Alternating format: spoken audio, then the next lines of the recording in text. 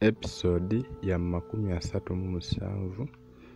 Olunaku olwaleero tuli bakulaba episode 2 eya 35 n'eya 37.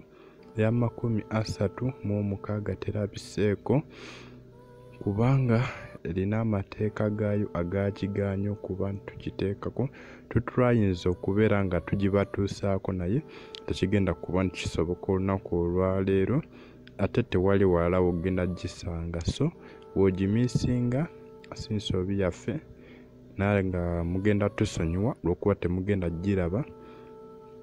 This time ne ku Telegram teriiyo, awo oba munfunye bulungi naye nga mulabe episode ya 37.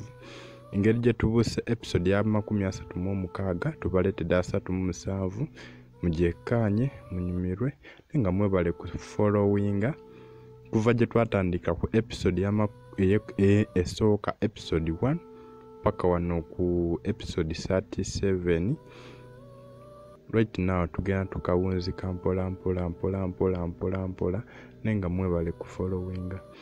N'ekirala abali mu WhatsApp group today tugenda beera n'omusomo gwenda okukwatagana ku tuyinza tutya okufuna sente nga tukozesa platforms ez'enjawulo okugeza nga YouTube, Facebook, TikTok n'emikutu emirala. So gwatanaba joininga wandibadde joininga, nawe ya joininga just charging esimu yo obeere ne data akawungezi ka leero tujja sawa yonna. Nga mwebale ku followinga, mwebale ku likinga, mwebale ku commentinga, ku sharinga na kubeera nti mwa subscribinga. Nawe watanaba subscribinga tweyongereyo.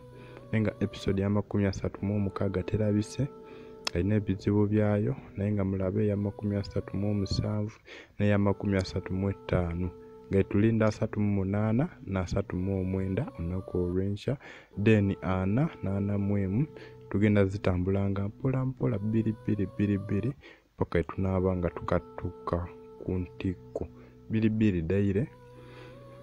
I think tubuza episode right now 20 ya 37 wagirabira bebula episode ya 20. Subscribe for more.